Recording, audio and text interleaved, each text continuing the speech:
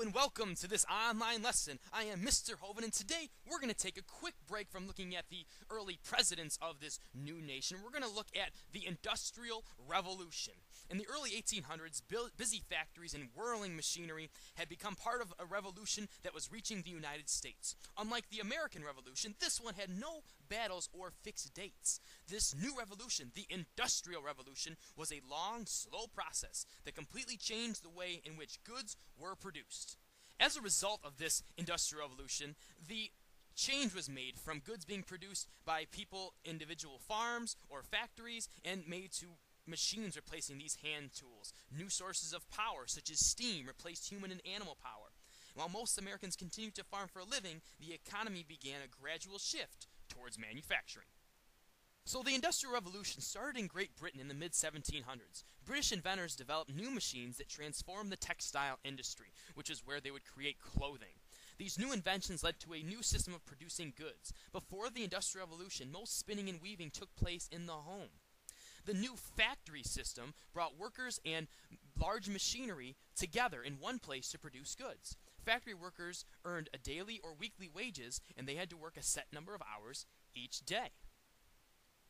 So with these new advancements in technology and manufacturing, Britain wanted to keep this technology secret. It did not want rival nations to copy the new machines. Therefore, the British Parliament passed laws forbidding anyone to take plans of new machinery out of the country. However, it was impossible for the British to keep all of these new machineries and technology under wraps and away from all of their competition. In 1789, a man by the name of Samuel Slater immigrated to America and brought with him the plans for creating a textile mill in America. Now, he knew that they would be searching his bags as he immigrated to America looking for these plans, and under that law he couldn't bring them with him. So he memorized how all the machines worked and how they went together. So when he arrived in America, he met with Moses Brown, a Quaker capitalist who had a mill in Pawtucket, Rhode Island. The mill was not doing well because his machinery constantly broke down. Slater set to work on improving the machinery, and by 1793, he built what became the first successful textile mill in the United States that was powered by water. And his factory was a huge success, and before long, other American manufacturers began using Slater's ideas. The introduction of the idea of interchangeable parts by Eli Whitney really helped improve the speed and the consistency of the quality of products that were made in factories. Earlier skilled workers made goods by hand. For example, gunsmiths spent days making the barrel, stock, and trigger for a single musket. Because the parts were handmade, each musket differed a bit from every other musket. If a part broke, a gunsmith would then have to make a new part to fit just that particular gun. Whitney wanted to speed up the making of guns by having machines manufacture each part. All machine-made parts would be alike. For example, one trigger would be identical to another. And this idea of interchangeable parts would save money.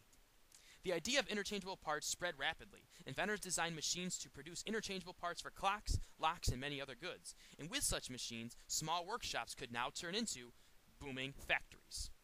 So the Industrial Revolution really had an impact on the families, the daily life of the individuals living in America. For instance, first child labor. Boys and girls as young as 7 worked in factories. Small children were especially useful in textile mills because they could squeeze into large machines, around large machines, and make quick repairs or change the spindles. There were very long hours. Working hours in the mills were long, 12 hours a day, most of the time 6 days a week. Farmers put in long hours. However, farmers worked shorter hours in winter. Mill workers, in contrast, worked nearly the same hours all year round, which is going to lead to fatigue. And changes in the home life. The Industrial Revolution had a great impact on home life. As the factory system spread, more family members left home to earn a living. And these changes affected the ideas about the role of women. In poor families, women often had to go out to work. In wealthier families, husbands supported the family while wives stayed at home. For many husbands, having a wife who stayed at home became a sign of success. So as the Industrial Revolution progressed, cities began to grow rapidly. In 1800, the vast majority of Americans lived in rural areas. During the Industrial Revolution, however, many people left farms to work in factories. Older cities expanded rapidly while new cities sprang up around factories. This movement of the population from farms to cities is known as urbanization. So There were many hazards with these growing cities. There were many problems. There was dirt and gravel streets turned into mud holes when it rained. Cities had no sewers, and people threw garbage into the streets. They were very filthy and unsanitary, and diseases such as cholera and influenza raged through the cities, killing hundreds of people. However, with these growing cities, there was also many attractions. Theaters, museums, and circuses created an air of excitement. In cities, people could shop and find stores that sold the latest fashions from Europe. And while most women continued to sew their own clothes, many enjoyed visiting hat shops, china shops, shoe stores, and fancy goods stores. So with all of these new inventions and the booming industrial revolution, people began upgrading modes of transportation, allowing the movement of people west and the movement of goods from farmers or manufacturers to people's homes or their kitchen table. One of the inventions was the improvement of roads, turnpikes, and corduroys were created, which made wagon travel and transportation easier. The National Road, which spanned from Cumberland, Maryland to Wheeling in Western Virginia, was completed in 1818 and then later expanded on. Steamboats gave people a means of traveling, and farmers and merchants could ship their goods over water, making the transportation much faster. And finally, canals. These were man-made waterways that helped Western farmers ship goods directly to Eastern markets. The earliest American canals were no more than a few miles long. Some provided routes around waterfalls on a river, other canals linked rivers to nearby lakes. But by the early 1800s, Americans were building larger and longer canals. The most famous canal is probably the Erie Canal, which happens to be right in the town of Palmyra. Some New Yorkers had a bold idea back in the 1800s. They wanted to build a canal linking the Great Lakes with the Mohawk and Hudson rivers. The Erie Canal would let Western farmers ship their goods to the port of New York. It would also bring business to towns along the route.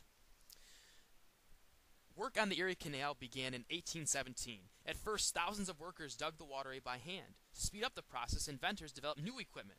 One machine, known as the stump puller, could pull out nearly 40 tree stumps a day. In two places, the canal had to cross over rivers, and workers built stone bridges to carry the canal over rivers.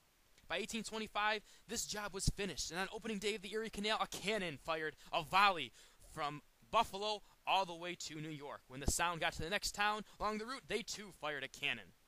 This was an instant success. The cost of shipping goods dropped to about 1/10 of what it had been before the canal was built. And the canal also helped to make New York City a center of commerce. Well, that about wraps things up for today. I hope you enjoyed this online lesson. Next time, we will be looking at the presidency of James Monroe and the era of good feelings. We'll see you next time.